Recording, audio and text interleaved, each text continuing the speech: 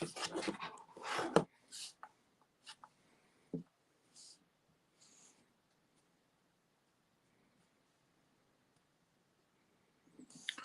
good to see you, brother. How you doing? How you been? Your first one into this, Scott. Paul, good to see you. How you doing? How you been? Evening, mate.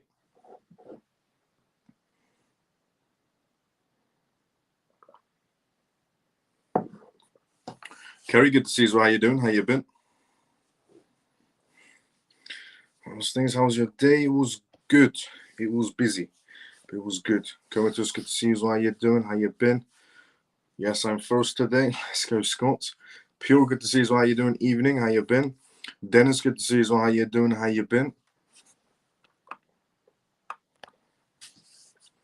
Denise, good to see you as well. Good evening, Miles of CMF. Good to see you. How you doing?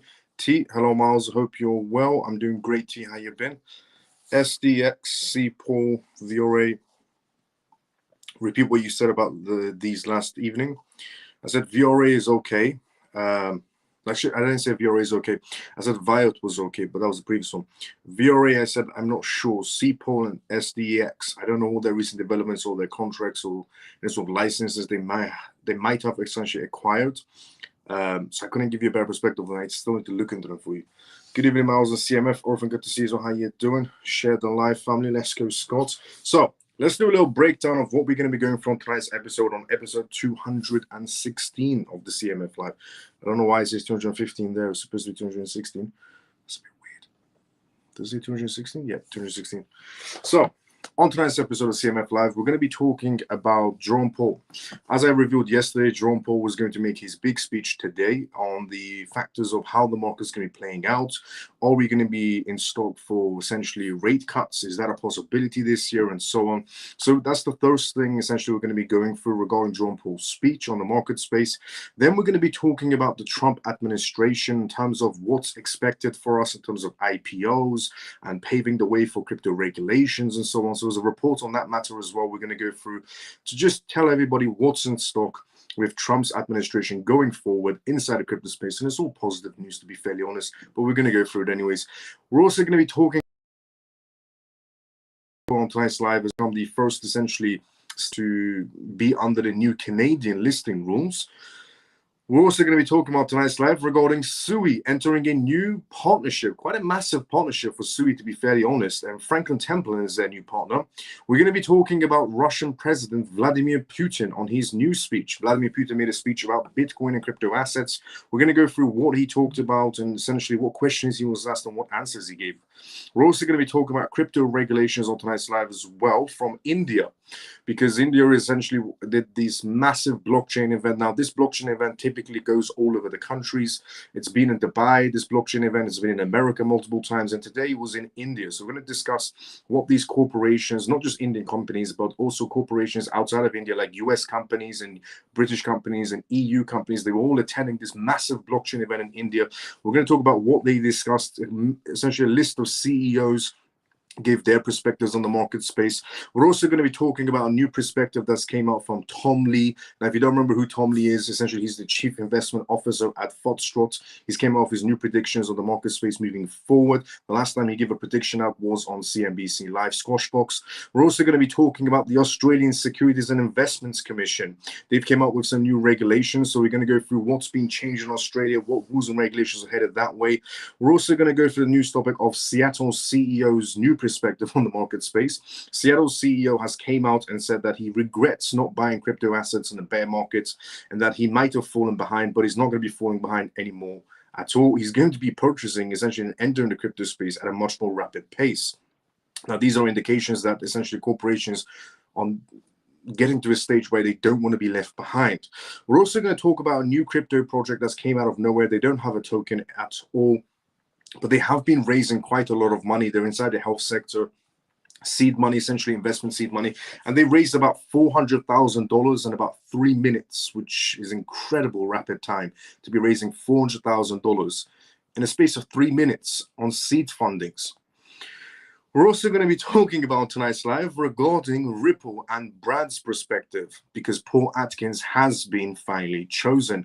Yesterday, I revealed to everyone that Paul Atkins has a 98% chance of essentially being appointed as the new SEC chairman. And today was announced that he is the chosen man. We're going to go through why Ripple is so excited about this news and why it's a positive news for Brad and XRP moving forward.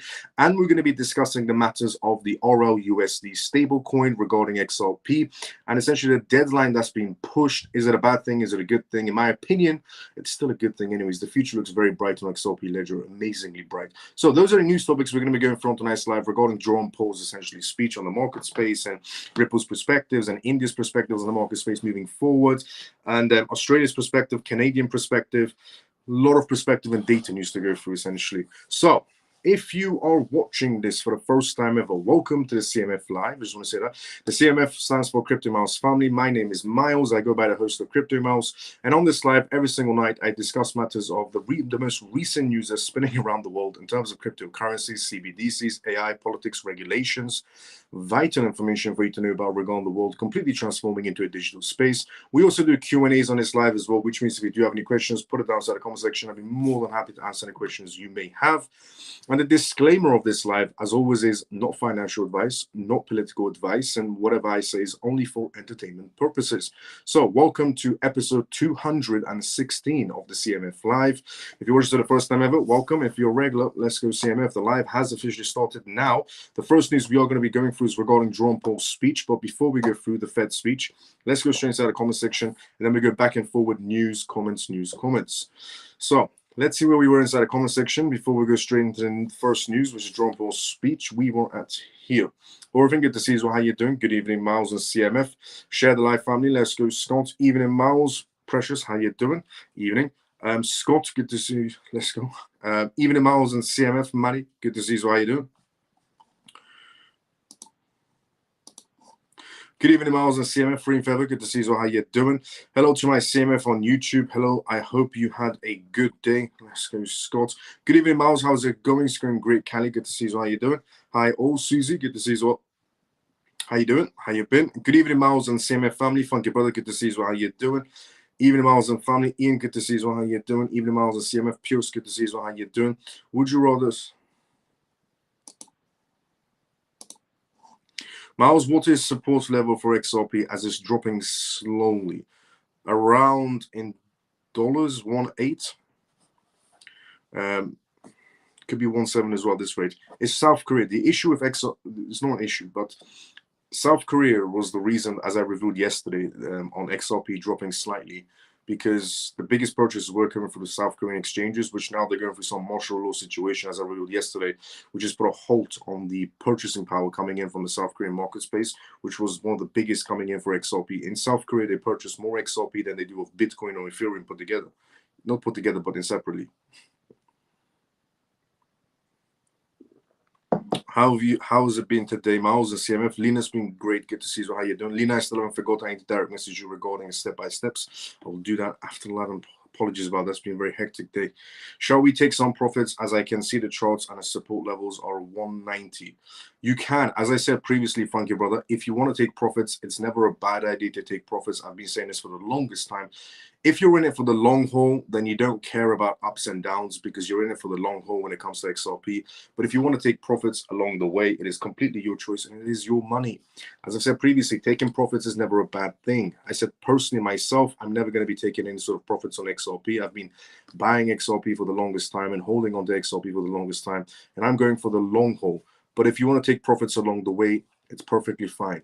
Taking profits is never a bad thing. Honestly, I thought RLUSD would have made a little difference. RLUSD hasn't been launched yet. It was supposed to be launched today, but it didn't get a green light from the New York department yet.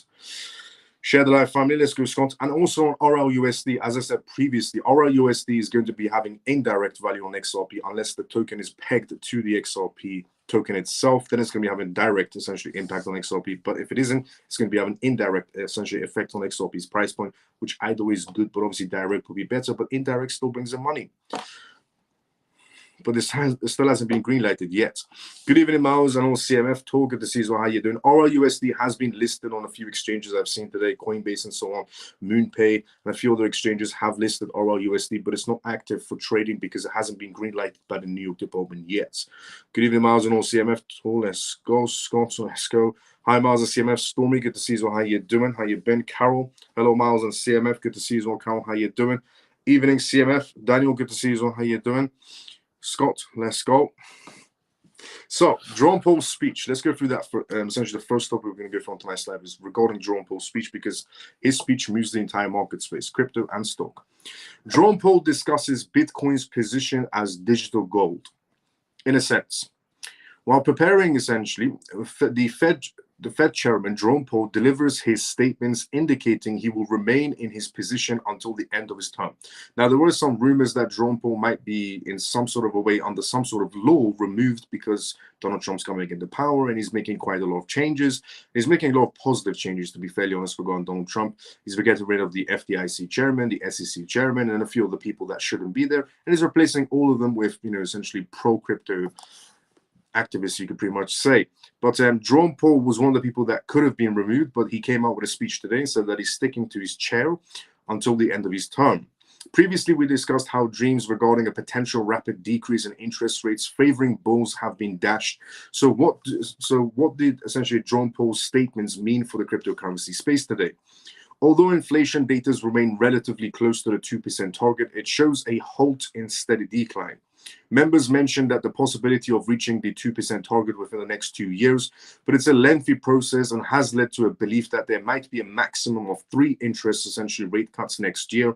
This sentiment falls below previous annual reduction expectations among the Fed members, which was supposed to be at least 4 to 5 rate cuts, essentially next year, and one more rate cut this month. Jerome Powell states that Bitcoin competes not with the US dollar, but with gold, essentially confirming its status as a digital gold. His key points from Jerome Powell's remarks include the following. So this is the key points from his massive speech that he did make today. Higher immigration is one of the reasons for strong growth in 2023. Likely with Trump, tariff proposals are being essentially modeled, examined, and essentially evaluated. It is likely that low essentially survey responses rates have increased volatility in the labor market predictions. The Fed aims to find a middle ground where policy is less restrictive, allowing inflation to decrease without harming the labor market space. The economy is in good shape, and there is no reason for this not to continue. Unemployment remains very low, and we are making progress on inflation. We have acted very quickly on interest rates. I feel very good about where the monetary policy stands. There is a broad support for an independent Fed in both parties, and I don't think there is a risk of losing that. Bitcoin is just like gold, with the only difference being that it is digital. Bitcoin is used as a speculative asset. It competes with gold, not the US dollars. The Fed's beige book was published during this discussion, reporting modest price increases across the states. Similarly, economic activities have also increased. So Jerome Powell figures out that we're not going to be having any sort of rate cuts by the end of this year. And he said that the rate cuts that he did do so far have been enough for the market space. To be fair, Jerome Powell didn't even want to do any sort of rate cuts this year. He got pressured to do rate cuts. And his last rate cut was a pressure from Donald Trump to do a rate cut because his job was on the line. So for him to make a bold speech about he's made the correct movements on doing the rate cuts so far, and it was basically his idea of, easing essentially in inflation, is a complete load of BS. His last rate cut, he was pressured to do a rate cut. And his previous rate cut, Congress pressured them to do a rate cut. But anyways, moving on from Jerome Powell's speech, it was all slightly positive, I would have to say, for the crypto space. One, comparing Bitcoin to digital gold was a positive speech for Bitcoin. And essentially, Jerome Powell's speech did make Bitcoin move slightly today. 2 to 1% Bitcoin started moving because of Jerome Powell's speech, saying that Bitcoin is essentially comparable to digital gold rather than the US dollars. But yeah, for the first time ever, he's mentioned crypto assets in a positive sentiment rather than a negative sentiment. Because previously, Jerome Powell would make speeches like crypto is just speculative. There's nothing backing it. There's no money in it. It's just data, or it's just fintech companies. But he made a decent speech, you could pretty much say, on the crypto asset space, mainly towards Bitcoin, but it was decent. Now, moving away from Jerome Powell's speech, which is normally filled with lies, but this time decent, to the Trump administration. Now, I'm going to be breaking down for you what you could be expecting in 2025 under Trump's administration. And it's all positive for the crypto space, to be fairly honest. I mean, we are looking into much more easier rules and regulations for crypto companies to thrive under the United States market space, which they couldn't do previously due to the Biden administration. Obviously, January 20th onwards, 2025. And we're also going to be talking about IPOs. Because of Donald Trump, a lot of crypto firms want to go IPO. For example, Circle, USDC, they want to go IPO. Kraken Exchange, they want to go IPO. And Ripple did discuss the matters of going IPO, and they said 2025 is more of a possibility than 2024 due to the Biden administration, the SEC, Gary Gensler. So there's a lot of crypto companies that actually want to go IPO, which is a good thing, to be fairly honest. It's a brilliant thing. So before we go through that, let's go inside the comment section first, because the comments are coming through. But yeah, let's go through the comment section first, and then we go straight into the Trump administration and a step-by-step of what you could be expecting inside the market space January 20th onwards 2025 under the Trump administration. But let's go inside the comment section. As I said previously, this is a live, which means if you do have any questions, put it down inside the comment section. I'm more than happy to answer the questions you may have. Let's see where we're at here. We're here. Okay. Morning, Miles and CMF. Shelly, good to see you as well. How you doing? Morning. RLUSD Miles, we as individuals can't buy it at the moment, correct? Yes. Nobody can buy RLUSD. It's not available. It's so far. It hasn't been green lighted. RLUSD has to get green lighted by the New York Department before essentially it can be activated for anybody to make any sort of purchases on the stablecoin. Now it is listed, as I said, on Coinbase and MoonPay and so on, so many other similar exchanges, but it's not activated yet because it hasn't been green lighted. And Brad made a speech about it today that it hasn't been green lighted yet, but it's going to keep everybody updated on RLUSD. Good morning, brother Dale. Good to see you. So how you doing? So Ian, yeah, you can't make purchases right now. That's all. Hi, Miles. Hope you're well, mate. And hello to all the CMF. Adi, good to see you. So how you doing? Hope you're well as well, mate. Lies from Jerome Powell. I agree moving forward, Jerome Powell. Miles, what should everyone who wants to take profits along the way sell into? I presume a stable coin, as it's not to lose on inflation with fiat currencies. I am holding only for now and not selling.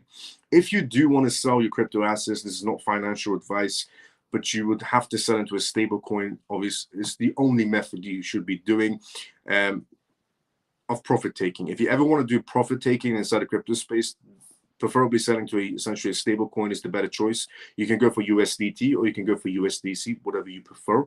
They're both good stable coins for the time being.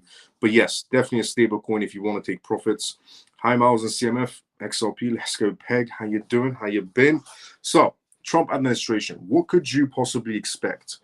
Is the new stable coin only available for institutions? Technically, it was mentioned, yes, but we'll have a better idea when it does finally launch in a few days. So, Trump administration. This is what you could be expecting in 2025 under Trump's administration.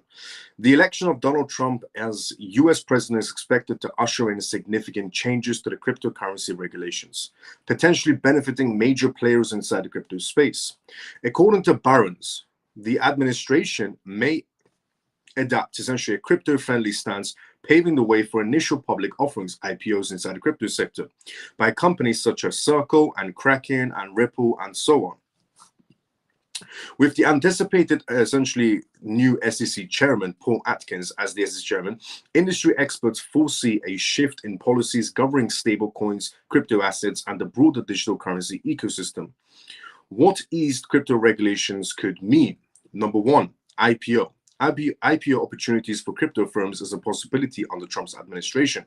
Companies like Circle and Kraken have long sought essentially out for an IPO opportunities, but face regulatory hurdles under the SEC's cautious approach.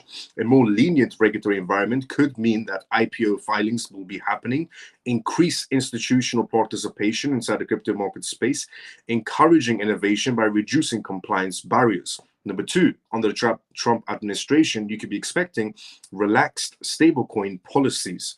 Stablecoins like USDC and Tether are integral to the crypto ecosystem, yet they have been under intense scrutiny. The Trump administration's potential easing of stablecoin regulations could mean encourage essentially innovation inside the stablecoin sector, provide clearer guidelines for issuers, foster greater adoption in both retail and institutional market spaces. Number three, what could you be possibly expecting under Trump's administration? Favorable SEC stance on crypto. Now, this report was written by a corporate, essentially, a company based inside the United States that does reports and study tests. They did a report on this matter of what could you be expecting under Trump. And we're at number three right now, which is Favorable SEC stance on crypto.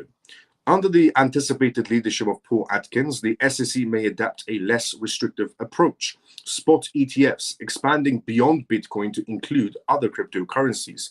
Crypto custody, simplifying compliance for custodians handling digital assets. Tokenized securities, facilitating new methods for raising capital. The Trump administration's track record on crypto so far. The Trump administration's earlier tenure displayed mixed attitudes towards cryptocurrencies, while the former President Trump was vocal about his skepticism of Bitcoin in his past, but now obviously he has multiple essentially hands inside the crypto sector. So what could you be expecting? Increased blockchain initiatives, proposals for crypto tax clarity, and early frameworks for stablecoin regulations. With Trump's return to office, analysts expect a stronger focus on crypto innovation, driven by a growing acknowledgement of the industry's potential economic impact. Industry reactions and expert insights optimism among crypto advocates.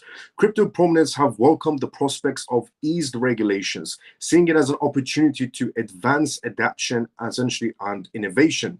This could be a turning point for the US, the crypto dominance, and easing restrictions on IPOs will be credible and funding to crypto companies as well. Caution from regulators.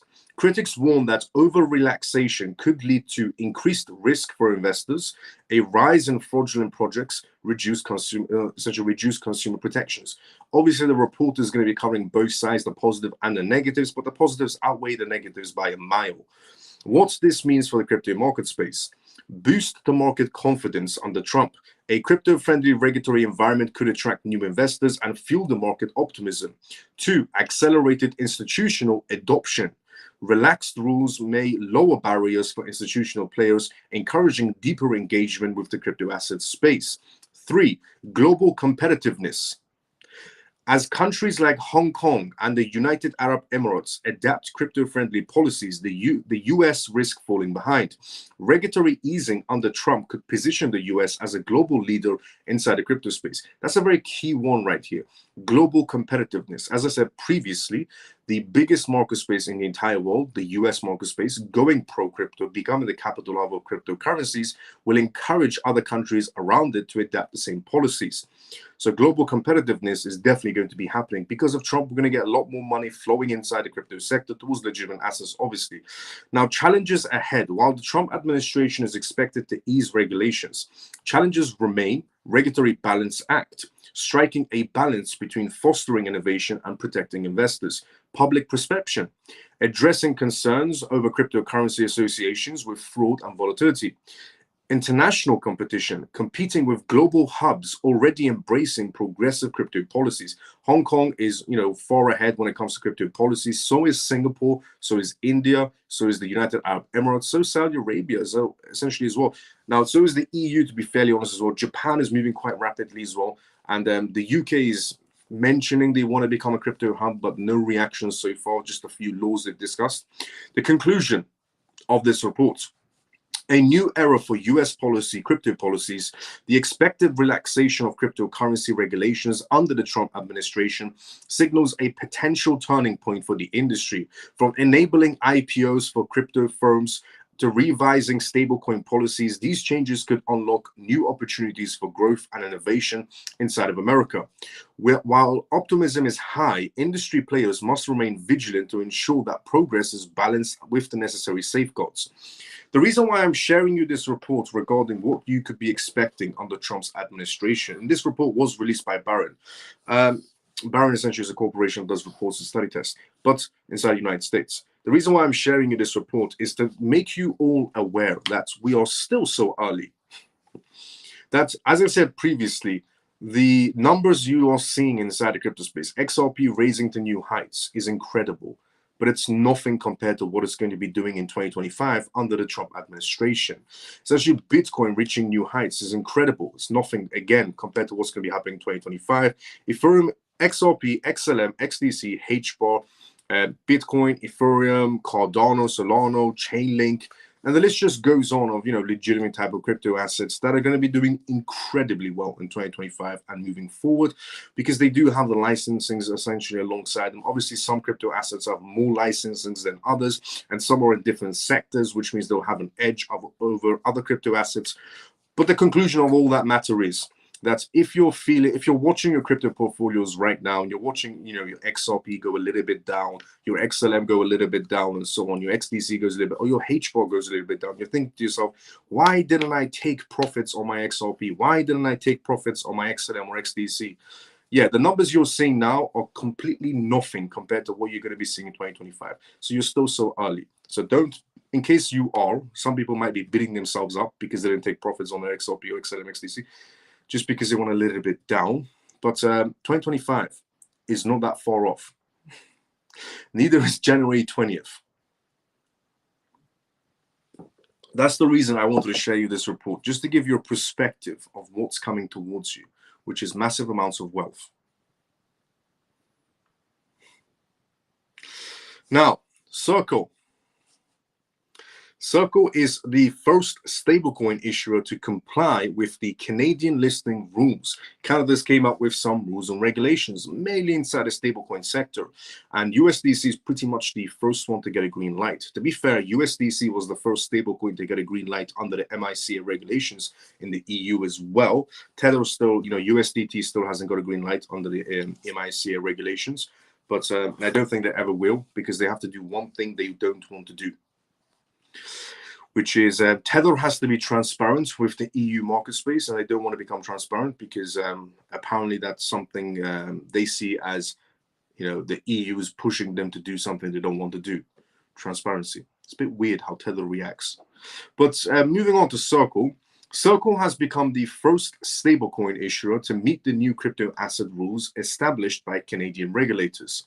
Circle announced that it had achieved this milestone through its regulated subsidiaries, which has committed to complying with the Ontario, Securities and Commissions and the Canadian Securities Administrators value reference crypto asset requirements. The milestone menus, USDC, will continue to be available on registered, Canadian platforms. These platforms must meet VRCA rules set by the Canadian Securities Administrators by December 31st, with non-compliant stablecoins facing delisting. So if you are from Canada and you are doing trading in Canada, just please make yourself aware that USDC is going to be the only stablecoin available in the Canadian market spaces, because it's the only one that's got a green light. So USDT or any other stablecoin from Canada is going to be delisted from all platforms right around the end of this year. The availability of USDC in Canada underscores Circle's compliance with emerging global regulations and marks another step forward in fostering a transparent and accountable digital financial ecosystem. The Chief Strategy Officer at the head of global policies at Circle said, Circle's achievements in Canada aligns with its efforts by other stablecoin issuers to comply with regulatory requirements across various jurisdictions. The USDC issuer has made a significant strides in working with regulators, including the European Union, where the markets and crypto asset regulations has prompted some exchanges to delist non-compliant stablecoins. As I said previously, with the MiCA regulations in the EU delisting USDT and telling other exchanges they have until the end of this year or the first quarter of 2025 to delist USDT completely. And I did say to everybody that the EU is not going to be the only one that's going to be delisting USDT. I said other countries will follow in suit because other countries are also G20 countries. All the G20 countries signed the same declaration to be on the same sets of rules in the G20 summit that happened in New Delhi last year, where they all signed the same declaration, which is they will have similarity between them when it comes to regulations, and here and there some differences. But I said if the EU is going to delist USDT due to their regulations and policies, I said there's a very, very high chance that the rest of the G20 countries will be following them. And they are, by the looks of it. Canada is also going to be delisting USDT, and USDT is not allowed to be operating in Canada in any sort of market spaces by the end of this year or first quarter of 2025. And again, USDC is the one taking its spot. Circle has become the first stablecoin issuer to comply with MiCA regulations and the Canadian authorities, a milestone achieved through its French subsidiaries. The company holds its key licenses in multiple jurisdictions, including the United States, the EU, and Singapore. So it seems like the closer we are getting to RLUSD, Ripple stablecoin, getting released, is also the closer we are getting to USDT being delisted from major countries. essentially the EU delisting USDT is a big deal. Canada has now just made announcements that USDC is the only stablecoin moving forward. And if anybody else wants to apply, they can apply. And if they get green lighted, they can get green lighted. If they get red lighted, they're red lighted. And USDT is pretty much on the red light zone right now. And I don't think they're going to be the only ones, as I said previously. Now, moving away from USDT's future, looking quite bleak, to Sui. Sui has entered into a strategic partnership with Franklin Templeton, which is massive, to be fairly honest. If you are somebody that's holding Sui, well, Franklin Templeton has just partnered with Sui, which is massive news, to be fairly honest. But before we go through that, let's go inside the comment section first. So let's see what's going on inside the comment section, then we go straight into the Sui and Franklin Templeton partnership, which is incredible. Let's go inside the comment section first. As I said previously, this is a live, which means if you do have any comments, put it down inside the comment section. I'll be more than happy to answer any questions you may have. Is the new stablecoin? No, I already read that one. We were here. Good evening, Miles and CMF. Ghost Runner, good to see you as well. How you doing? How you been? What up, Miles and CMF? Hope all is well. Ray, good to see you as well, brother. How you doing? How you been? Miles, this is my opinion. My opinion means nothing. When Ripple comes out with their stablecoin, they are going to dominate and the rest are going to disappear over time.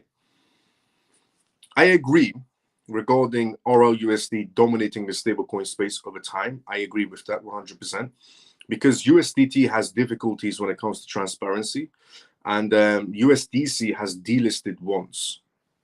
A lot of people don't know about that, but USDC has delisted once a very long time ago, and that's already bad as it is. A stablecoin that delists once is a big issue. And USDT was actually fined $14 million. Tether was fined $14 million for not having the actual assets to back their stablecoins a very long time ago. They were fined $40 million.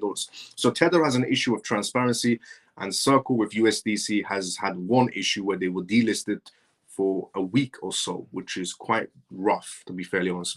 But RLUSD, Ripple stablecoin, we know for a fact that Ripple stablecoin is never going to delist, because one, Ripple's going to be showing full transparency every month on their assets backing their stablecoins, and two, well, Ripple's just more wealthier.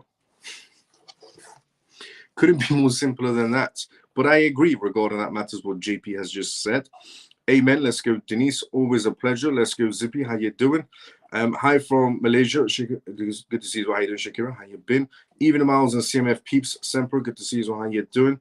What's your thoughts on the AI cloud OPUS, Miles?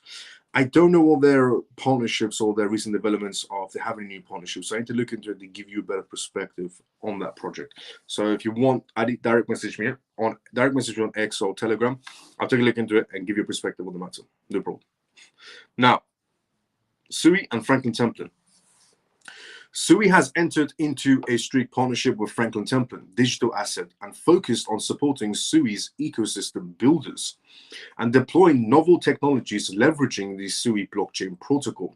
Since 2018, Franklin Templeton's digital asset has been building essentially blockchain-based technology solutions and running node validators and developing a wide range of investments and strategies. The firm's dedicated digital asset research team leverages fundamental tokenomics analysis, insights from embedded data science teams, and deep industry connections to help inform product developments and investment decisions.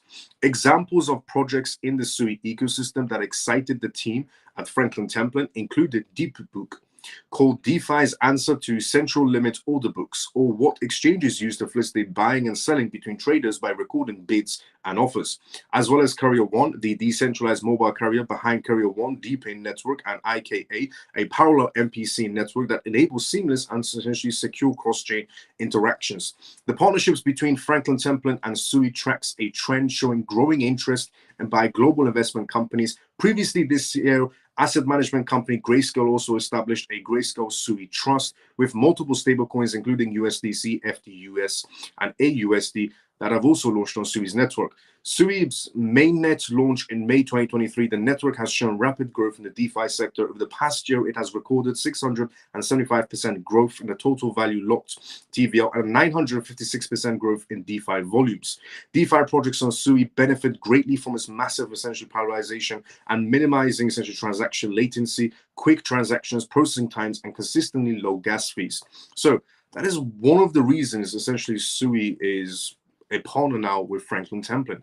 Honestly, if you're somebody that's into Sui, if you're holding Sui, this is amazing news, honestly, for you, without a doubt. Franklin Templeton is an incredible partner to have for any blockchain firm. Now, moving away from Sui's massive partnership deal to Vladimir Putin. Vladimir Putin made a speech today. You could pretty much say same timing as Jerome Powell made a speech about Bitcoin and calling Bitcoin a digital gold from Jerome Powell's perspective. And then today we also had Vladimir Putin's perspective. And this is what Vladimir Putin said. So why is Russian President Putin supporting Bitcoin? President Vladimir Putin recent remarks, and he said, who can ban Bitcoin? Nobody.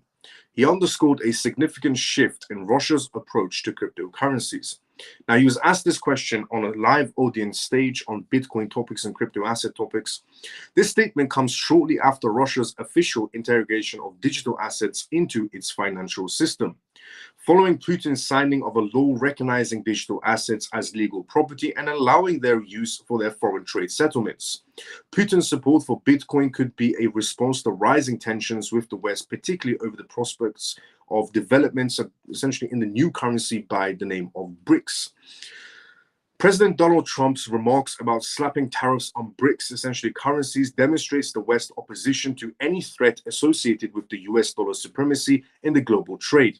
By embracing Bitcoin, Putin expresses Russia's goal for financial independence from the US dollar and Western sanctions. Bitcoin's decentralized structure provides Russia with an alternative to traditional fiat currencies, reducing its dependency on the dollar. Russia's take on Bitcoin and other cryptocurrencies reflects a shift towards adapting to the digital economy by recognizing digital assets as a legal property and establishing regulatory frameworks. Russia is paving the way for businesses and individuals to use cryptocurrencies more effectively. This could position Russia as a hub for cryptocurrency innovations, particularly in the foreign trade market space, where cryptocurrencies can bypass traditional banking systems and lower transaction costs. As the country grows skeptical of US financial dominance, cryptocurrencies offer a greater privacy, lower fees, and more control over financial transactions. Putin's support aligns with Russia's strategy to leverage cryptocurrencies for economic and geopolitical advantages. Putin's endorsements of Bitcoin isn't just a nod towards essentially new technologies, but also a bold statement from Russia's long-term strategy to resist Western economic pressures and establish a more independent and innovative financial ecosystem. So Putin made a very bold speech today. Nobody can stop Bitcoin was the talking point of his entire speech. That nobody can stop it, nobody can ban it. And therefore, that's one of the reasons that Russia decided to enter the crypto space. That's the reasons why they decided to create rules and regulations. And that's the only way that Russia is seeing themselves becoming independent is by relying on crypto assets and most likely using Bitcoin as a reserve asset, which America started that whole trend of. You can even say El Salvador started that trend. MicroStrategy was the first corporate to do that regarding keeping Bitcoin as a reserve asset for their corporation. And then you saw that happening as a similar idea in El Salvador, for example, the first time a Latin American country started adapting that idea. And then Trump comes around and Trump says he wants to make Bitcoin a reserve asset. And then you have more Latin American countries thinking about doing that. And then you have Hong Kong thinking about doing that. And then you have essentially China, who's banned Bitcoin and crypto assets, thinking about doing that. And now Russia's thinking about doing that as well, using Bitcoin as a reserve asset. Look, if all these countries get involved inside the Bitcoin space and start making Bitcoin a reserve asset, those price targets that people were talking about on Bitcoin, quite a lot of price targets, to be fairly honest. We've heard price targets from Franklin Templeton, we've heard price targets from JP Morgan's analyst Nicholas, and a few other analysts from Goldman Sachs as well, and Deutsche Bank, where Bitcoin is going to be reaching, and even Coinbase. Brian Armstrong made some essentially perspectives on that matter as well, that Bitcoin could be reaching $200,000, $300,000. Standard Chartered Bank said Bitcoin could reach $250,000 by the end of 2025. But the targets that they were setting, that incredible amounts of 250,000, 500,000, We've even heard $1 million for Bitcoin's price point. Well, if every country starts adapting the idea of a Bitcoin reserve strategy, then it's definitely possible for Bitcoin to be, essentially reach those price points. Not overnight, but over time, it's possible now.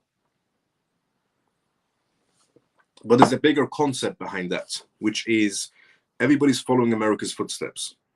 So America easing crypto regulations makes other countries around the world ease crypto regulations. That's a massive positive. Massive positive for crypto projects that have licensings like Ripple or HBAR or XDC or XLM and so on. The list just goes on. Now, moving away essentially from Putin's speech on Bitcoin and matching something similar to Jerome Powell said, to crypto regulations and security risks from India's blockchain week. Now, this blockchain event that happens all over the world, it's happened in Singapore, it's then happened in Dubai, it happened in America in a few states, and now this massive blockchain event has made its way to India. And a lot of massive corporations went to India, and they decided to give their perspectives. A lot of CEOs and executives went on stage and discussed matters of what's going to be happening in 2025, in 2026, 2027, and even what's going to be happening inside the crypto space in 2028. So, here it is. India's Blockchain Week 2024 kicked off on essentially bringing together top crypto, DeFi, and blockchain leaders to discuss the nation's Web3 essentially evolution. The first day of this year's edition looked into a deep dive into major topics that have impacted the ecosystem lately. It primarily focused on regulations and security risk and user awareness. The increasing focus on self-custodial wallets seems to become one of the major points of the debate in response to hacks targeting essentially exchanges, with many advocating for users to control their private keys directly. The recently hacked essentially crypto exchange WazirX is facing heavy backlash from its users, and its digital asset market keeps and hitting all-time highs and so on. Yes, for the love of God, please, if you don't have it, it's not financial advice, it's something you should think about. You could say, if you don't have a cold storage wallet, get a cold storage wallet. Again, not financial advice, just a personal preference for myself. But keeping assets on exchanges can go very south. The exchange could freeze your account, the exchange could get compromised, the exchange could lose their licensings, which again will lead to freezing your assets. Tak Lee, CEO of Hashed, essentially delivered a powerful keynote on accelerating India's digital reassurance. He suggested that the nation participates and leads the global internet economy. It enables innovations by building ecosystems and essentially consuming tech that vibrates worldwide. In a post, the Web3 venture capital firm mentioned that India's demographic diversity drives scalable essential solutions through enduring habits. Urban areas focus on quality and convenience, and emerging regions and mobility and value, not just in India, but worldwide. It highlighted that Web3 offers a major opportunity for Indian funds and worldwide funds to get in line with global trends.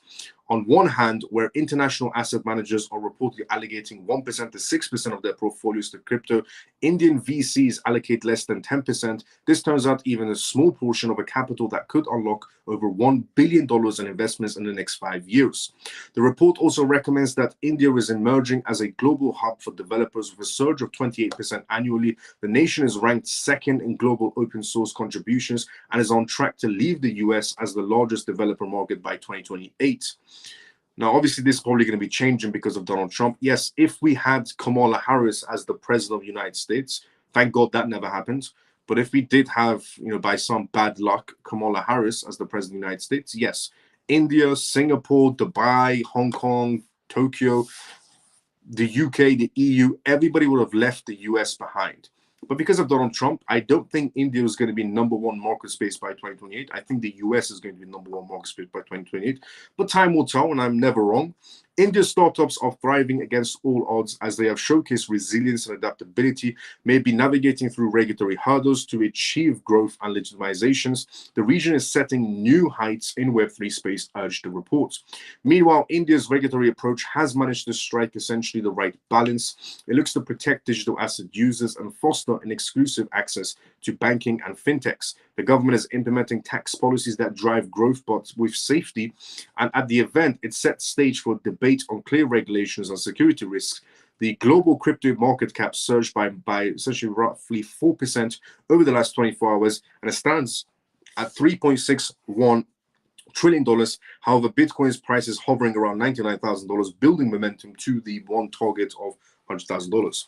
So you might also be thinking to yourself, why is India's blockchain event relevant to you if you live in the UK, or if you live in America, or if you live in essentially EU and so on?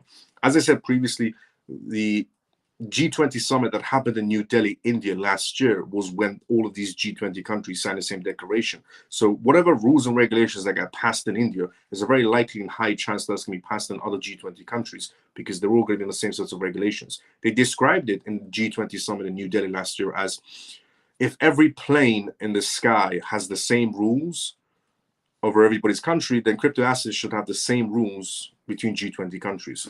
So whatever happens, there's a high chance of what's going to be happening towards your jurisdictions. Now, Tom Lee is what we're going to be talking about next. Tom Lee is the Chief Investment Officer at Foxtrot. Now, before Tom Lee has given his perspectives on the market space, he went on CNBC Squawkbox, he's went on Bloomberg, and he's given multiple speeches on the crypto asset space and where it's going to be leading up to. He's done a recent, essentially, interview on his, essentially, perspective on the market space, and it's an interesting one. It's this. Tom Lee predicts that Bitcoin faces a supply shortage after surpassing $100,000. Tom Lee's Chief Investment Officer at Foxtrot believes that Bitcoin may be encountering supply shortages after surpassing the $100,000 mark. He indicated that this situation could pressure cryptocurrency exchanges. Tom Lee expressed that Bitcoin's limited supply is starting to pose challenges for cryptocurrency exchanges. He added that the supply shortage would become more pronounced once it surpasses the price level of $100,000.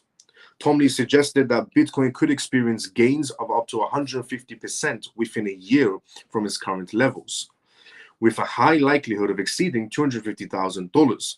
He stated that this increase could occur due to an essentially constrained supply and raising demand. There is definitely going to be a lot of demand for Bitcoin in 2025, because if every country is going to have the same idea of a 5% strict reserve asset for their country when it comes to Bitcoin, then there'll definitely be a shortage of supply, which means rising demand, supply is short, price goes up. A significant surge in demand may occur if Bitcoin surpasses $100,000 due to limited circulating supply.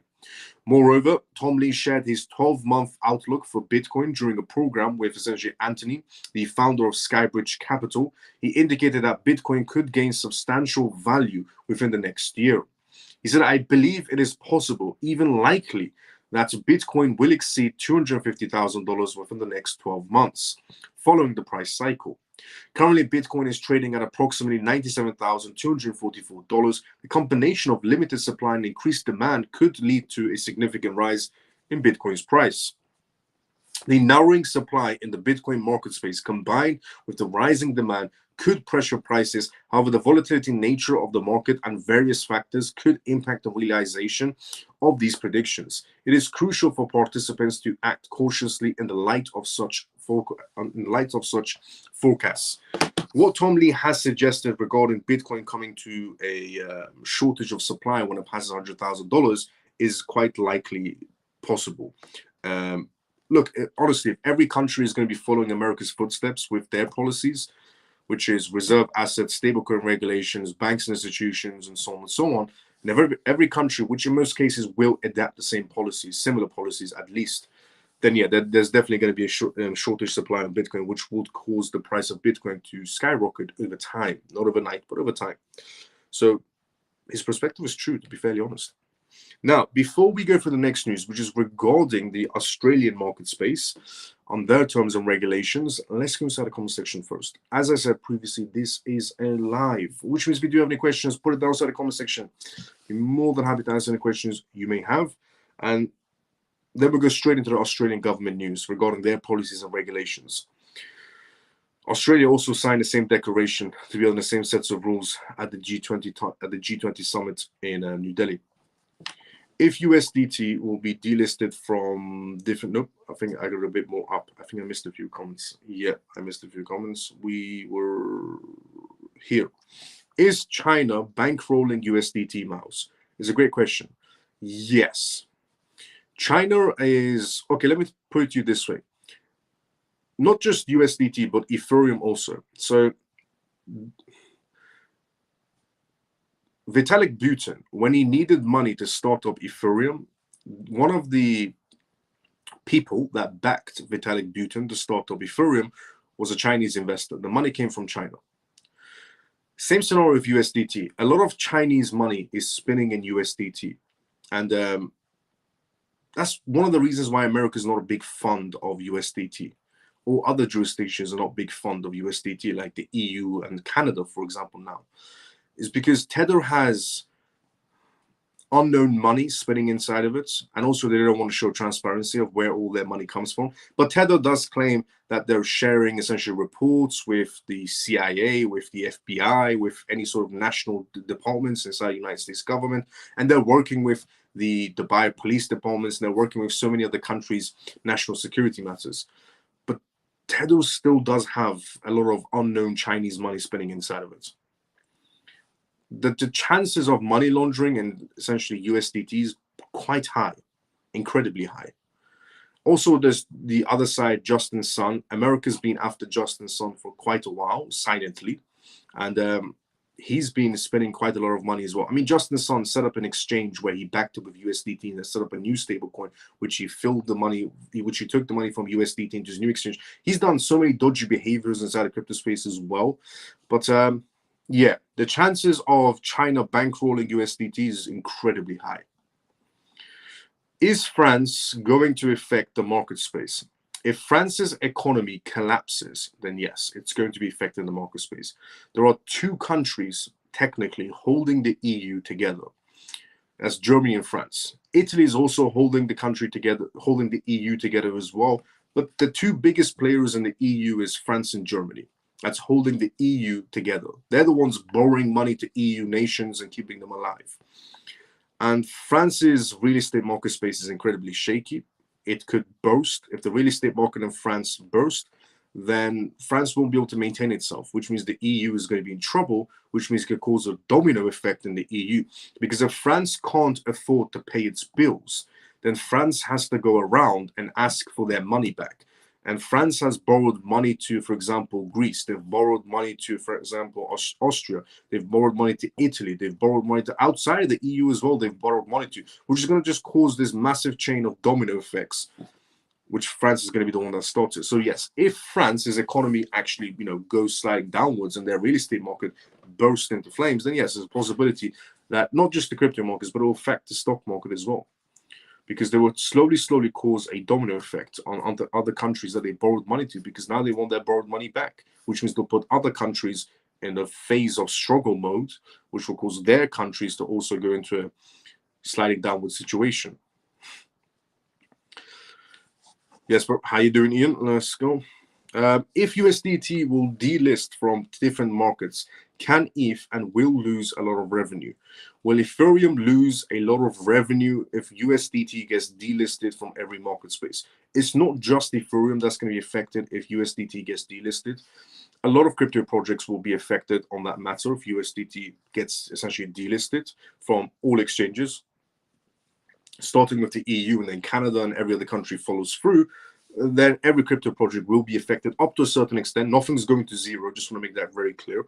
If USDT goes sliding downwards or depegs or it gets delisted, it's going to affect the market space, but nothing's going to zero. Miles, will essentially RLUSD be only available to buy by institutions and not all by retail? Well, it seems like it is being listed for retail exchanges, so it should be available to the retail stage. But again, we will have a better perspective the moment it's launched, the moment it gets a green light from the New York department, because we've had both perspectives that it won't be available to the retail section. It's only available to institutions. But then again, RLUSD is being listed on essentially retail exchanges, so it should be available to the retail stage. But we can only have a better picture on that matter the moment essentially gets greenlighted by the New York department, which should be in a few days, to be fairly honest. Miles, well, good day, Miles and CMF. Mike, good to see you. How you doing? Better cold wallets, Tangent. Tangent is a great cold wallet, in my opinion, a great cold wallet. A few members of the CMF are having issues with Tangent wallets not showing balances yesterday. I don't know if it is resolved on that matter, but there was only 2 or 3 people that were having issues from the CMF with their Tangent wallets showing balances. Everybody else checked their Tangent wallets and it was perfectly working fine. But there was 2 or 3 people, I think it was update issue most likely, or internet issue or something. Hi, Miles. Hope you're doing good. Zach, good to see you. How you doing? But yeah, Tangent is a good option without a doubt. It's the easiest as well to use if you're especially new inside crypto space, and it's very high security as well. What's up, brother Miles and CMF? Bill, good to see you. How you doing, brother? How you been? Any XRP news? Yes, towards the end of the live, we got XRP news. Zippy said gold's market cap is approximately $17.5 trillion, while Bitcoin's is close to $2 trillion. If Bitcoin were to go 10x, reaching 1 million per BTC, its market cap would soar to $20 trillion, surpassing gold's value. However, such a dramatic shift within a single year seems highly unlikely. Major players inside the market typically operate in coordinations. Ensuring wealth is more gradually distributed rather than causing sudden and disruptive changes. A more realistic timeline for such a milestone, I'm guessing there's a part 2. A realistic timeline would be, you're saying 2027, 2030. Yes, as I said previously, it's not going to be an overnight type of situation. It's a over time type of situation. But yeah, I agree with Zippy. Miles, do you believe BlackRock will invest $9 trillion in XRP or not, and why? So Bilal has asked the question of, now the reason I'm guessing Bilal has asked this question because this news has been spread like wildfire inside of the X community space. Regarding, there's a rumor going around that BlackRock is going to be investing $9 trillion in XRP and so on. And Bilal was asking me, is this news, true? And if it's not, why? One, that news is not true. BlackRock has never announced ever that they're going to be investing $9 trillion in any crypto assets, never mind XRP. Now, am I saying that BlackRock is never going to invest in XRP? No. There's a very high chance that under rules and regulations, BlackRock will announce a, for example, XRP ETF. Under new regulations with a new SEC chairman, the chances of BlackRock or Franklin Templeton or Goldman Sachs or any other essentially ETF issuer out there's a very incredible high chance that we're going to be obviously seeing more XRP ETFs, not just XRP, but even XLM ETFs or HBOR ETFs or more Solana or more Cardano ETFs and so on. So incredible high chance under new regulations that we could see BlackRock's, alternative crypto assets without a doubt. So the chances of BlackRock investing in XRP, it's possible, very possible, under rules and regulations. I think is a very high chance of that happening without a doubt. 100% chance of happening, let me just put it that way. But the rumor that's going around that BlackRock is going to invest $9 trillion in XRP is fake news. And it's not good when people spread fake news, because once that fake news comes to a dead end and people go, well, where is the $9 trillion investment? It makes XRP community look bad. So people who are spreading fake news, stop doing it. Just stop doing it for clickbait.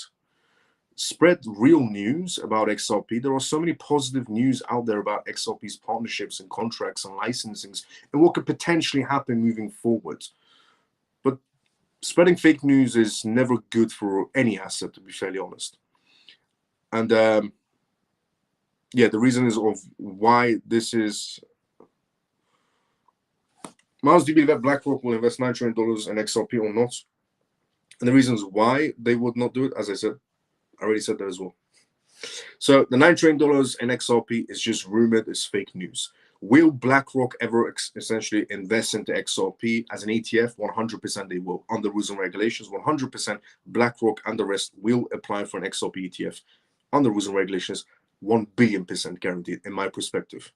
But under rules and regulations. But that news, particularly $9 trillion, is fake news, is rumored news, and so on. And what will it do, and what will that do to XRP? If it gets 9 trillion into it, well, we're going to be making quite a ridiculous amount of profit. Hyper Sniper, good to see you as well. How you doing? How you been? But as I said previously as well, if you're somebody that's holding XRP like me for years, your future looks incredibly bright as it is, to be fairly honest, especially in 2025 and 2026 and so on. Because of Trump, if you're holding XRP, your future looks incredible. I think France is having a new election soon. Today, the government lost support. I did see that, yeah. Many thanks, Miles. Nice one. Let's go in, no problem. XRP stablecoin launched. XRP stablecoin not green lighted, but it is launched on exchanges. It's not available for purchase at all. It's not green lighted. It's just been listed. It's not activated yet. I was just trying to transfer to Tangent. Yikes. I guess I should wait from Coinbase. No, it should be okay. Check your Tangent, see if you can see your balance, and then go forward with it. More realistic timeline for such a milestone might span a decade, not just 365 days. This makes a target of $150,000 to $200,000 for Bitcoin within the near term appear more reasonable and achievable. Fair enough, Zippy. Where does this rumor come from? This rumor regarding BlackRock X. Regarding BlackRock X. I have to make one thing clear to everyone. A lot of people on X just spread fake news for clickbait, which damages not just whatever news they're spreading. It could be they're spreading fake news about XRP, fake news about XLM, or fake news about HBAR, or fake news about XDC, and so on. And it's all positive news, but it's all fake news. And they're doing it for clickbait, which damages the community in the first place. So these people need to stop doing this. And then, to make it worse, they buy bots that feed their tweets with 1,000 likes and 1,000 retweets and 1,000 essentially 2,000 or 10,000 essentially views and so on. To make it worse, to boost their fake tweet just for more clickbait information. So where does this rumor come from? It started, I'm guessing, by one moron on X, and the rest of the morons just decide to use it for clickbait as well. BlackRock don't even have $9 trillion on the side, which is the more logical, common sense perspective. So in 2025, when XRP ETF comes, they will invest in XRP. When will come XRP ETF? The chances of an XRP ETF happening, or essentially XLM ETF or HBAR ETF and so on, under rules and regulations in 2025. So under Trump's administration, under the new SEC chairman, they're doing it within 100 days. They're going to do a lot of things. Within 100 days in America, they're going to sort out the immigration. They're going to sort out stablecoin regulations. They're going to sort out the Bitcoin Treasury Act. They're going to sort out the essentially dismissing or settling cases with the SEC. There's a lot of things they're going to be doing within the first 100 days. So in 2025, the first 100 days, as your quarter one, quarter two is what we're looking at for everything that's slowly going to be fixed. Quarter one to quarter two. And quarter three will be even better. Now, Australia. The Australian Securities and Investments Commission has also published new consultation paper updating its digital asset guidelines and related financial products. Australia has been moving quite slow when it comes to regulations, but now they're starting to pick up the pace. Is it because of Donald Trump making America great again, making America the capital of cryptocurrencies? Most likely, yes. Today, the released essentially consultation paper, 381 essentially pages, summarizing updates related to the information sheet. These updates seek to clarify whether certain traditional market rules also apply to crypto assets or not. This is from the report itself. We want to ensure consumer protection while promoting the growth of responsible financial innovation. A well-regulated financial system benefits the community by supporting consumer confidence, market integrity, and facilitating competition and innovation. The ASIC Commissioner, Allen, essentially emphasized the importance of balancing responsible financial innovation with essentially consumer protection. Crypto industry experts noted that the new regulatory rules will make compliance mandatory, promoting marketplace to closely examine these updates. Some experts also expressed concerns that the ASIC draft guidance may leave crypto ventures vulnerable, potentially driving firms out of Australia if Australia doesn't move fast enough with their policies. The updated guidelines could make a starting on crypto businesses in Australia as costly as or even more than starting one overseas. Crypto attorney Johnny essentially stated on his LinkedIn that high compliance costs could put local businesses in a difficult position. Australia's digital asset market is evolving due to global developments and the emergence of crypto ETFs. As clarity essentially in the digital asset regulation increases, asset managers essentially launched Ethereum ETFs in response to the rising local demands. Additionally, Circle expanded its USDC stablecoin operations to Australia as well, collaborating with venture capitalists Mark and MHC and digital groups. This partnership aims to enhance the availability and accountability of USDC in the region. ASEC will gather feedback also on these updates until February 28th, 2025, and will push the final version of the info of 225 in mid-2025 based on responses received. The regulator will continue to utilize its regulatory tools to protect consumers and maintain market integrity in the digital asset space. In conclusion, the Australian authorities' updates to their digital asset guidelines aims to facilitate the integrations of financial products into the crypto market space, although they face criticism from smaller, essentially market players. While clarification of regulations is positive for the market space, rising compliance costs may lead some firms to relocate overseas. If Australia doesn't sort itself out as soon as possible, every single sort of crypto firm is going to be leaving Australia. Now, Australia has mentioned that the reason that they are starting to move a bit more quicker is because of global policies. It's because of what's happening around the world. I'm guessing they're basically referring to the United States because it's Trump. This is the Trump effect, where countries are deciding to speed up on their regulations and policies, not to get left behind, because it's not good for business. Australia needs the money just like any other country does, and if that happens,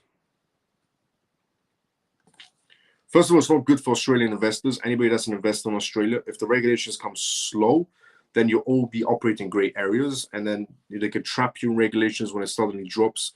But it is honestly because of Trump. Now, moving away from Australia's rules and regulations to the CEO of Seattle. Now, I've said previously regarding corporate sector, the corporate sector tends to follow each company if they're doing very well. So if MicroStrategy is doing very well, then corporates tend to follow corporates. 8 companies around the world followed MicroStrategy's footsteps, and so on. It's just what happens inside the corporate sector. And Seattle's CEO, Kevin Griffin, came out today and said he regrets not buying crypto in the bear markets. The crypto industry continues to attract key players inside the financial sector who once harbored doubts. Kevin Griffin, the CEO of Seattle, has voiced his regrets regarding missed opportunities inside the crypto market from several years back. Because Seattle did have a chance to enter the crypto space, just like any other corporate could have back then, and they didn't. They decided to bash the idea of cryptocurrencies. They said it's useless, it's speculative, nothing's backing it, Bitcoin's going to go to zero, and so on. And he's regretting right now. The CEO of this massive company is regretting for not entering inside the crypto space a few years back in the bear market. This sentiment is of more of a general trend in which established financial institutions are increasingly investigating the potential of digital currencies and blockchain technology. This is going to be an indication for other corporates, not just in America, but also outside the United States market space. Because every other CEO right now is going to be reading this, because Seattle CEO is massive. They're going to be reading this article and they're going to be going, wow, Seattle's CEO is, essentially regretting not entering the crypto space. Maybe we should enter the crypto space now before it's too late as well. Because corporates tend to follow each other. Griffin's regrets of failing to invest in decentralized finance markets emphasizes the increasing acceptability and recognition of digital assets within traditional financial circles. More financial leaders are reevaluating their stance on digital asset innovation. As the industry continues to gain traction and legitimacy, an increasing number of industry leaders will probably reevaluate their strategies to incorporate digital assets, acknowledging their potential for innovation and deployments as the cryptocurrency market continues to expand. According to essentially the reports from Griffin himself, one of the wealthiest people in the world has a net worth of approximately $30.4 billion. And has gone pro-crypto. Griffin stated that Seattle is unable to discard the crypto market any longer despite his skepticism. He can't discard the crypto market any more longer. Even though he might be still skeptic about the crypto space, he can't discard it anymore because he's seeing the massive amounts of capital flowing inside the market space. Griffin had previously dismissed cryptocurrencies and he called them essentially, worthless, useless. What's the point of a crypto asset is what he used to say. Now he's regretting it. And he said, no, cryptocurrencies against the dollar is ridiculous. However, this week he maintained that crypto has been one of the greatest stories in finance over the course of the last 15 years, is what he said today. That crypto has been one of the greatest stories in finance over the course of the last 15 years. In an interview back in 2022, Griffin said the crypto market today has a market capitalization of about $2 trillion in round numbers, which tells you that I haven't been right on this call. Griffin also said, I still have my skepticisms, but there are hundreds and millions of people in this world today who essentially disagree with it. He added that to that extent that we're trying to help institutions and investors solve their portfolio allocation problems. We have to give serious consideration to being inside the market maker in crypto. In addition, he disclosed that he is currently contemplating the possibilities of Seattle working with digital asset industries in the months ahead. He's not going to be the only institution that's going to be doing this. After Trump comes into power January 20th, new SEC chairman, rules and regulations, institutions are going to be pouring inside the crypto space from left, right, up, down, everywhere. Because they're no longer in gray areas. And if they don't get involved, their competitors will inside the corporate sector, which means they will also get involved, which means American institutions get involved inside the crypto sector, means the world institutions will also want to be getting involved inside the crypto sector. Every country moves faster. So this is why I'm saying you're still early to the market space. But 2025 is going to be absolutely incredible, especially for XRP. Now it has been reported that he regrets not having invested a few years ago when he realized that the crypto market was really working. Seattle Securities, a market maker, is responsible for approximately 40% of the daily retail trading inside the United States, making it one of the largest companies engaged in essentially in the nation's financial infrastructure. 40% of the daily retail trading activity inside the United States, 40% is coming from this one corporate. In 2021, Griffin stated that he had failed to understand the economic foundation of crypto. Instead, he only knows the process of determining the net present value of earnings when valuing a stock and the concept of a currency exchange rates on global scales. Now, you probably have family members around you that don't understand crypto, or family members around you who don't want to accept crypto. If you just show them this live of me talking about essentially a massive CEO that has billions to his name, and he's regretting not entering the crypto space a few years back. Honestly, in the same year, essentially, Griffin made headlines in the crypto space when he paid $43.2 million for the first edition copy of the US Constitution DAO, intended to buy. DAO, a decentralized autonomous organization, had raised over $40 million in Ether from its collective members. Other contributions came from other crypto enthusiasts and institutional investors such as Gemini in an effort to acquire documents. Griffin claimed after buying the copy, the US Constitution is a scared document that enriches the rights of every American and all those who aspire to be. He added that it is why he intends to ensure that this is a copy of our Constitution will be available for all Americans and visitors to view and appreciate in our museums and other public spaces as well. Seattle, run by Ken Griffin, is currently under a track to beat a slow year for selling commodities on Wall Street. This will boost the hedge fund's reputation as a leader in asset classes. According to their recent reports, Seattle's commodities division generated approximately $4 billion in profits this year, primarily due to natural gas trading. This indicates that it is on course to surpass the previous year's performance. Seattle's merchant trading essential division, Seattle Energy Marketing, is the reason for its restrictive position.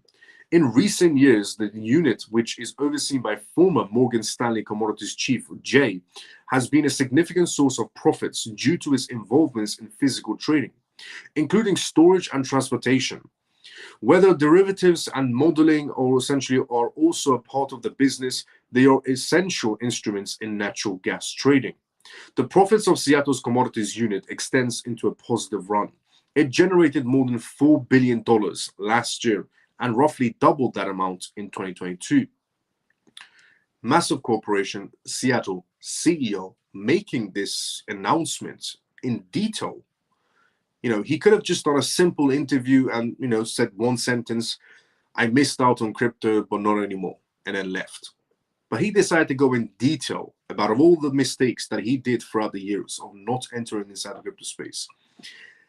Honestly, if you have somebody inside your family that's, is still against the idea of cryptocurrencies, just show him this article. Show them this article. And tell them, look, if a CEO of $1 billion company is coming out and saying he missed his opportunity 4 years ago, but that's going to change now, and he's going to get involved, and he wants to make more money, and he understands that no matter what he thinks about crypto, no matter how skepticism he is about crypto, or he sees it as a speculative asset, there's no more stopping it. That crypto has become too big to slow down or to stop. And it's either he gets involved now or completely gets left behind. So if somebody out there inside the retail section is still, thinking, shall I enter, shall I not enter the crypto space? Crypto is a scam, crypto is a pyramid scheme. You have a CEO of a company that made $4 billion in profits. And he's just came out and said in detail of all the mishaps he did over the years of not entering the crypto space. And he said it was his biggest regret. Not only that, but he said the crypto space was the biggest financial success story in the corporate sector from the last 15 years.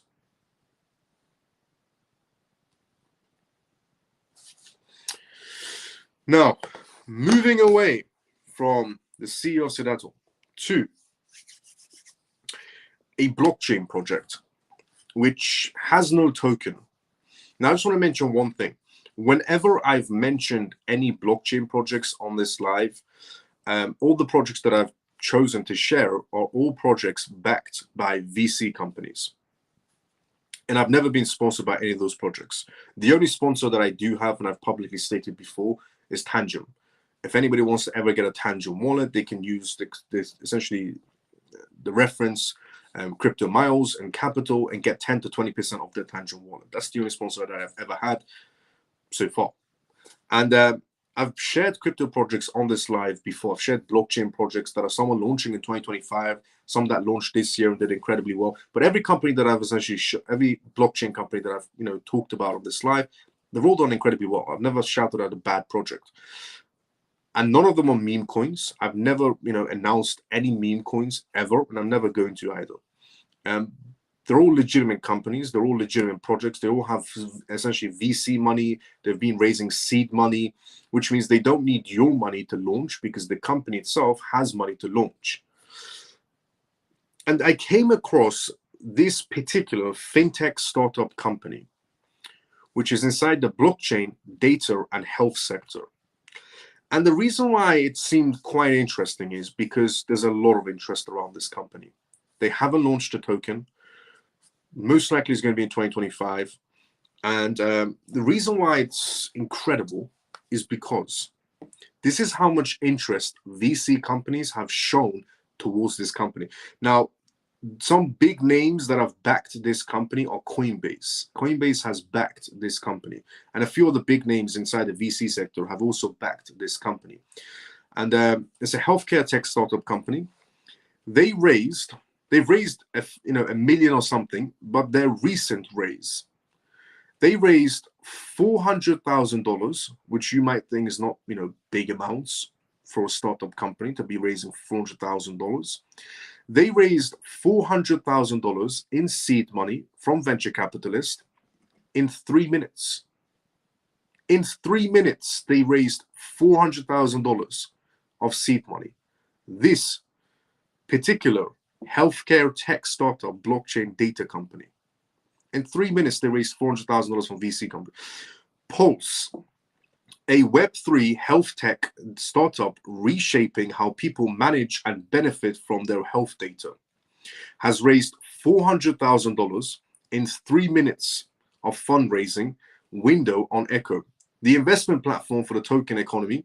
Pulse is on a mission to create digital twins, secure virtual profiles that resolve the healthcare essential trilemma of balancing privacy and personalizations and prevention, all essentially while giving users a complete control over their health data.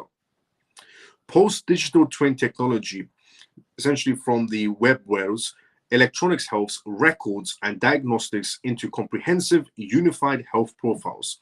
Using essentially privacy tech, Pulse empowers users to securely share their data with trusted partners such as researchers or healthcare providers on their terms, unlocking actionable health insights that improve wellness and drive medical essentially research forward.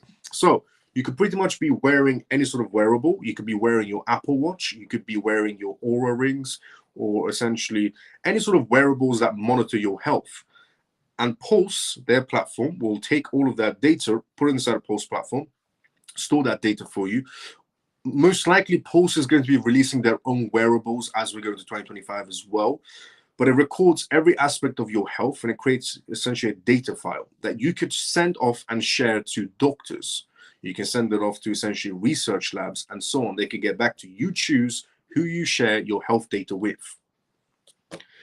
The Pulse wearable integrated with the platform tracks essential health metrics like heart rate, essentially, sleep patterns, blood oxygen, and levels across 50 other activities. This real-time data fuels AI-powered personalized insights that help users make informed choices for better health. By choosing to share this information with third parties under strict consent protocols, users can actively contribute to essentially clinical researches and earn rewards for their contributions. The quick-fire $400,000 essentially raise comes just weeks after Pulse announced its $1.8 million pre-seed round, co-led by Collab Currencies and Lemiscaps. They're both VC companies, with participations from DeFi Digitals and Latency Funds, and also VC companies, as well as renowned angel investors, including Solano's co-founder backed this project. Solano's co-founder backed this project with seed money. Since its beta launch, essentially, investment platform Echo has also listed over $30 million in funding for new projects and startups, including the Ether and Sphere, and Pulse's $400,000 raise was one of the fastest to date on this platform to raise money in, which hosts private funding rounds and enables lead investors to form groups for shared investment opportunities, which are conducted entirely on-chain using USDC. Pulse, who recently raised an additional $100,000 on their metric-based crypto fundraising platform in a round, which also essentially was incredibly quick, just like their $400,000. River, the CEO of Pulse, made a statement.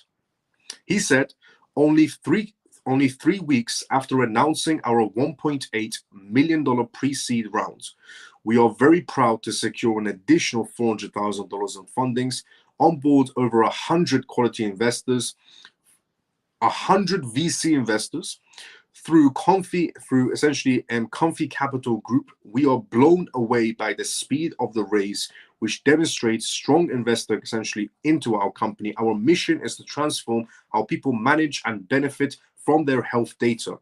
About Pulse, Pulse is changing the future of healthcare with digital twin technology that balances privacy, personalization, and prevention. By putting individual in control of their essentially health data, Pulse brings real value to real users and drives medical innovation through its open health network. So that's one project I'm going to be essentially keeping on my books for 2025. Pulse. For you to raise $400,000 in 3 minutes from VC companies, $400,000 in 3 minutes is ridiculous. It's definitely something I'm going to keep on my books.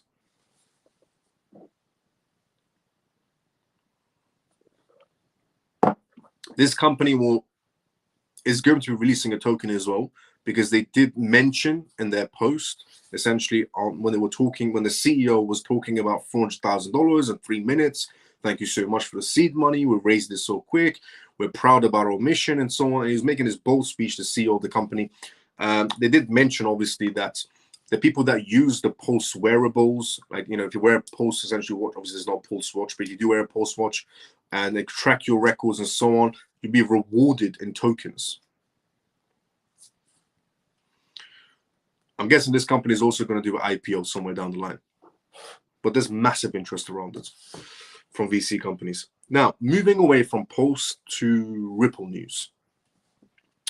Ripple's CEO, Brad, made a speech about how he feels on the new SEC chairman, Paul Atkins.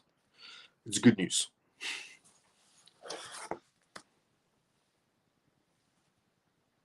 Okay, before we go through this news, let's go inside the comment section first. Before we go through the Ripple CEO Brad perspective, let's go inside the comment section first. Let's see what's going on there. As I said previously, this is a live, which means if you do have any questions, put it down inside the comment section. I'll be more than happy to answer the questions you may have. Blockchain, okay, I was here. So in 2025, when XRP ETF comes out, they will invest in, I read that one as well. Okay, we will hear them. When Trump takes office and start to do changes, other countries will move much faster when they see them taking action. Orphan facts, yes. Kamal says, I can show them 100 articles. It's like talking to a wall. Regarding the CEO Serato, coming inside the crypto sector, if you show people who don't like crypto 100 articles, they still won't enter. Understandable.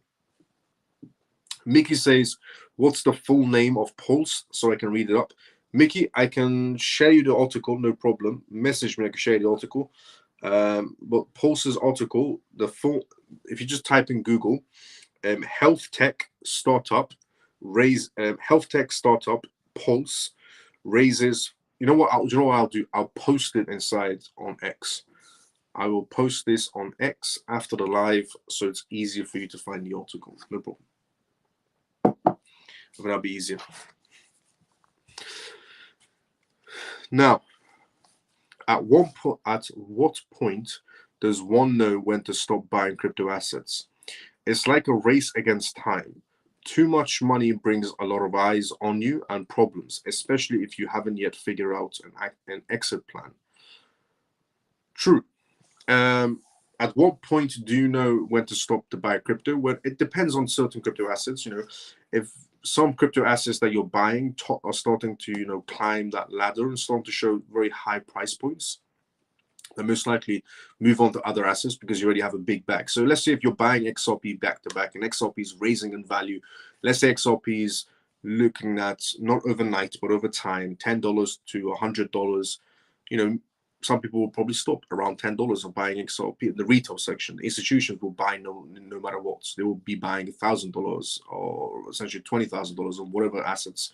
But if you're inside the retail section, you're going to be topping out on certain assets and you're going to be holding your bags and moving on to the next asset. So in terms of when to stop, it's completely up to you. But in terms of it is it is a race against the time.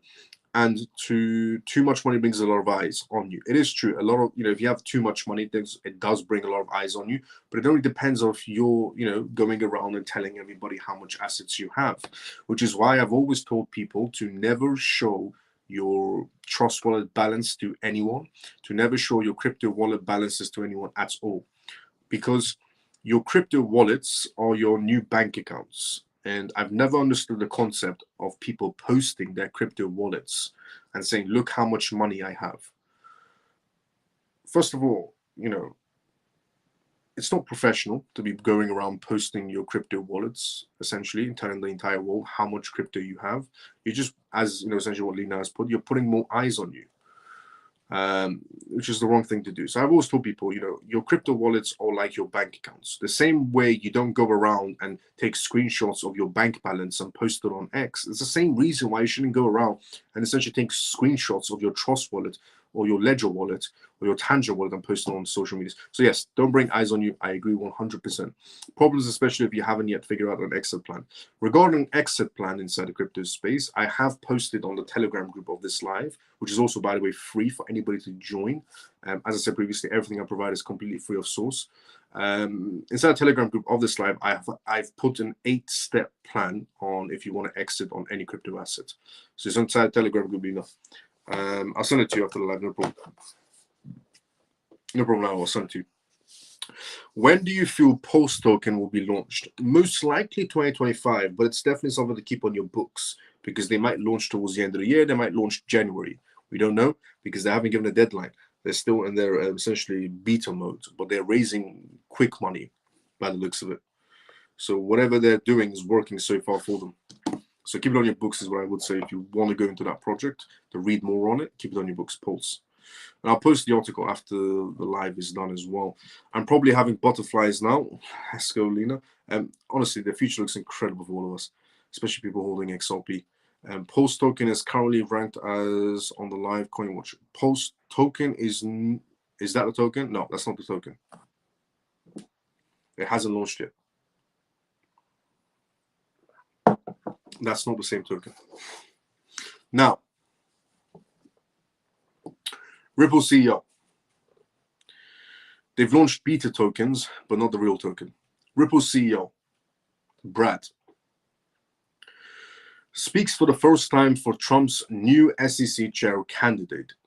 And he says it's time, which is great news. So is Ripple CEO Brad happy about the new chosen person, Paul Atkins, for the SEC chairman? By the looks of it, yes. He's excited, ecstatic. He can't hold it. He can't hold enthusiasm back anymore. Following US President Donald Trump's essentially nomination of cryptocurrency advocate Paul Atkins as the next chairman of the Securities Exchange Commission, SEC, prominent figures from the blockchain company Ripple, which has been a long-standing battle with the agency, expressed their strong support for the decision that Trump has made. Ripple CEO Brad called Paul Atkins' nomination extraordinary choice, signaling optimism about the SEC's shift approach to digital assets. Paul Atkins, as SEC chief, will bring common sense back to the agency, said Brad. Together with Hester Pierce and Mark, it is time to swiftly and essentially effectively end the era of crypto essentially prohibition and restoring freedom of choice, economic growth, and innovation. Ripple's chief legal officer Stewart also echoed essentially Brad's opinion and sentiments on this matter, praising Paul Atkins' alignments with Pierce and essentially Mark. Two current SEC commissioners known for their pro-crypto views, the trio of Paul Atkins, Pierce, and Mark at the SEC will not only bring common sense back to institutions, but also provide a true investor protection. Paul Atkins, CEO of Global Partners and a former SEC commissioner, has been outspoken advocate for reduced market regulations. President essentially-elect Donald Trump has praised Atkins' balanced regulatory philosophy and said that he sees digital assets as an internal part of the economic growth and innovation. He also believes in the promise of strong and innovation capital markets that are responsive to investors' needs. Trump wrote on Truth Social Media, adding that Paul Atkins' leadership will help America become great again. Paul Atkins' nomination comes as a current SEC chairman, Gary Gensler, who has led the agency's crackdown on crypto industries, is set to resign on January 20th, 2025. Who has appointed essentially by Joe Biden, has faced criticism from the crypto community for many years on his overly aggressive essentially enforcement stance and has stifled innovation in America. Ripple confirmed that also on the topic of Ripple's stablecoin, it goes on to that as well. Ripple's stablecoin, everybody was expecting it to happen today. It didn't happen today. Brad did make it very clear that they're going back and forward, but they're just waiting for their green light from the New York Department. So Ripple did confirm today that its much anticipated dollar-pegged stablecoin RLUSD is not launching as expected, citing the need for a final approval from the New York Department of Financial Services, the NYDFS. Brad said, despite some speculation, RLUSD isn't launching today. We're in a lockstep with the NYDFS on a final approval, and we will share our updates as soon as possible. We are fully committed to launching under the supervision of the NYDFS and upholding the highest regulatory essentially standards. Stay tuned for updates, he said on Ripple on X. Beta tested since August on the XRP ledger and Ethereum, RRUSD is expected to strengthen liquidity and complement Ripple's payment solutions. So if you're also waiting for RRUSD to be launched today, it is going to be launched. Don't worry about it.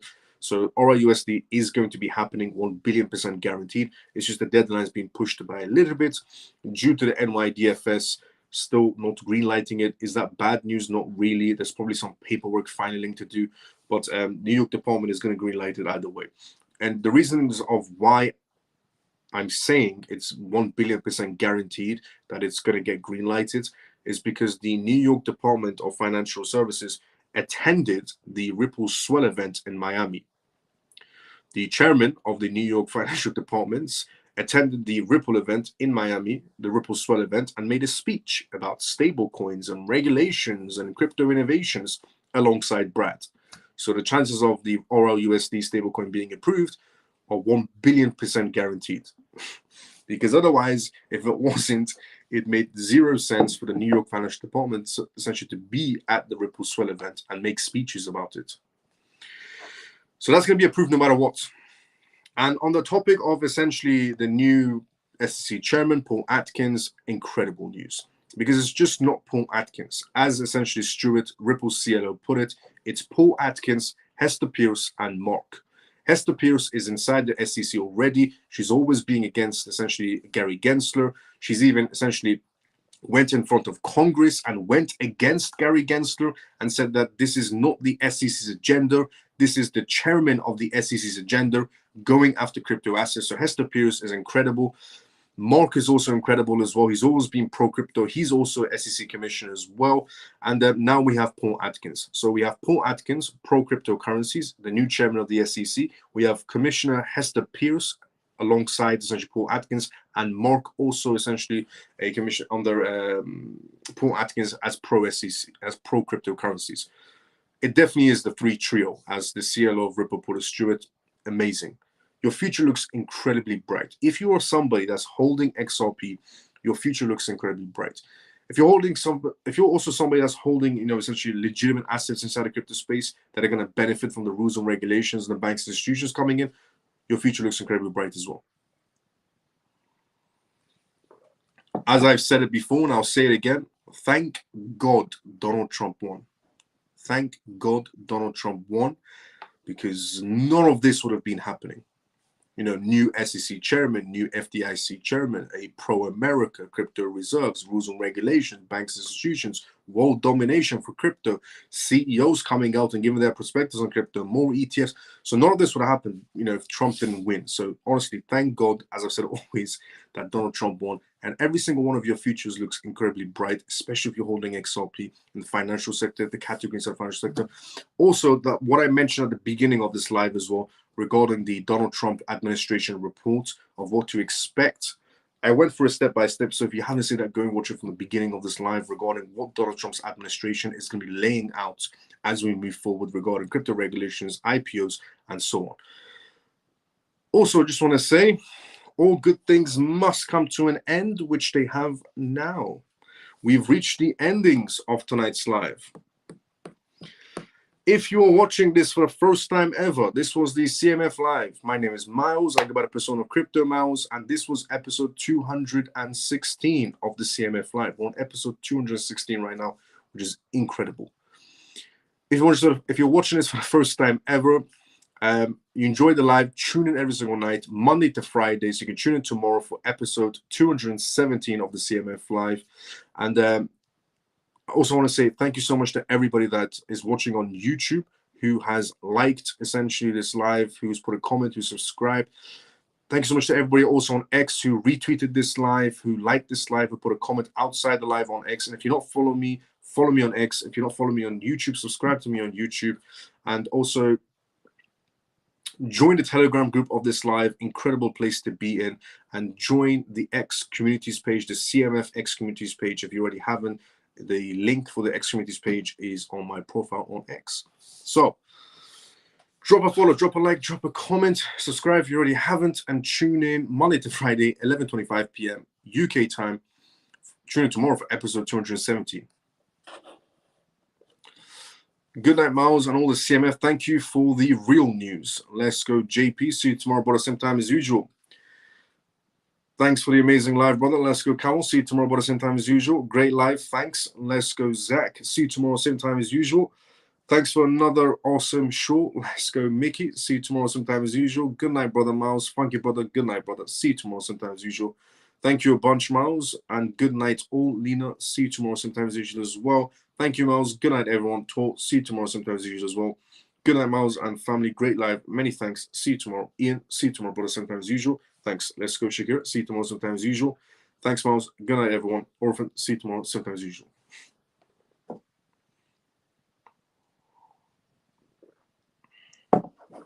Thank you, Miles, and good night, Mike. See you tomorrow, about the same time as usual. Carol, good night, Miles, and CMF. Nice live. See you tomorrow. Carol, see you tomorrow, same time as usual as well. As always, great live. Let's go. Thanks, brother. Comatose. See you tomorrow, same time as usual. Good night, Miles and CMF. Stormy, see you tomorrow, same time as usual as well. I will be seeing everybody tomorrow. Same timing as usual. Everybody have a great day or a good night, depending on where you're around the world. CMF, have a great day or a good night, depending on where you are around the world. Best. Let's go. Zippy, see you tomorrow, same time as usual as well. See everybody tomorrow, same timing as usual. Everybody have a great day or a good night, depending on where you're around the world. If you haven't followed, follow, subscribe, retweet, share, comment, like. Let's go. See everybody tomorrow, same time as usual.